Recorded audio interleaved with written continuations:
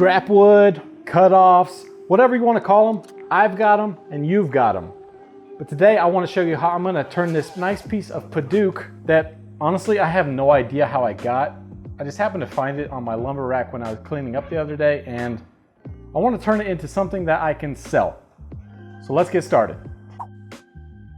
With the holiday season quickly approaching and the amount of cut-offs and scraps piling up in our shops, it only seems right to turn these bits of useless lumber into something handmade and ready to be sold to the general public.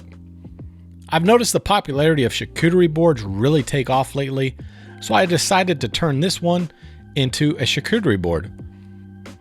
I used a lumber crayon, which is pretty much just a wax crayon, white in this case, so I could see it on top of the Padauk, and I sketched out a rough outline and then made sure I had a good handle that would feel pretty decent in your hand when you grip the board. And then I wanted to make sure I didn't go too crazy on that inside cut. And then also wanted to make sure I used the whole board, so I kind of fixed my initial sketch. With it sketched out, it was time to cut it out. Here I'm using my Bessie tabletop clamps. It's perfect for these dog holes and holding down stuff that you're going to be cutting off the side of your bench. I love these clamps. I went with the jigsaw. Truth be told, you could do this a lot faster with a bandsaw, but I don't have a bandsaw, so I used my jigsaw. This jigsaw and I have been through a lot. I think it was one of the first tools that I bought when I first started woodworking, and I really love it. I prefer the top handle over a barrel grip, but to each their own. Alright, with it roughed out, it was time to take it over to the drill press. I've got a pretty decent sized Forstner bit. I think it's about 1 inch. And I'm going to drill 2 holes all the way through on the handle. I hear they make dust collection for drill presses now, and I should probably look into it because, man, this Padauk, it made a big mess. But little did I know, this mess was only going to get even worse. With those 2 holes drilled out, then I could take my jigsaw, my beloved jigsaw, and cut the rest of that inside handle out.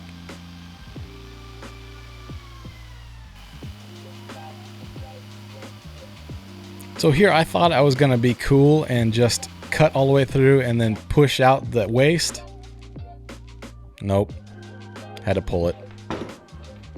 Alright, time to do some sanding. Brought out the oscillating spindle sander. Got the wide belt on her there, and I really didn't want to go all the way to my line because I didn't cut to the line and I didn't want to waste a whole lot of the board, so I just rounded off all the corners and made everything nice and pretty. And you can start to see that this Padauk just starts throwing dust like nobody's business. It's a mess. It really made a mess.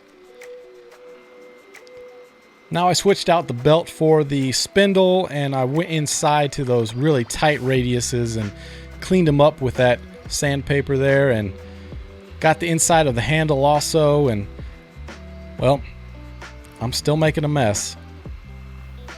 Yep, it's a mess. However, that mess was only getting started. I wanted to put a round over on this board, and that router, man, is it throwing chips and shavings and dust. By the time I was done putting a round over on this entire board, my entire shop looked like a Cheeto factory exploded. I mean, look at that. That's crazy. I literally had to go out back into my backyard and hose off my arms because I had so much Padauk dust stuck to me. But it was worth it. Came out great.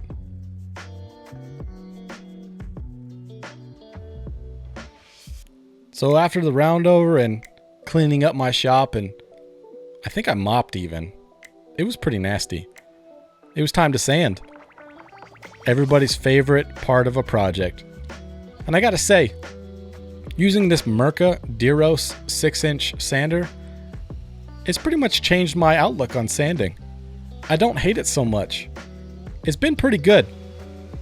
I sanded all the way up from 80 to 120 to 180, 220, 320, and 400. And it was easy. I mean, check it out. One finger. It doesn't take anything to use this sander. It's got almost no vibration, almost no dust, and it feels great in your hand.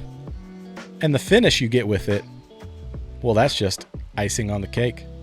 It's beautiful. I love this sanding system. So with it all sanded, it was time to put some finish on it, and I decided to go with the good old Odie's oil. And the reason I went with this stuff is because it's food safe after it cures. I'll have to look up how many days it takes before it fully cures, but I'll leave a link in the description below and you can check it out. The ease of use is another reason why I picked Odie's oil, and you just mix it up in the jar until it's like an applesauce consistency, and then you pour it out on your project and you rub it in. I like to use an old t-shirt and just buff it into my project and watch that grain pop. So I'm just gonna zip it for a bit and let you enjoy watching this Padauk come to life.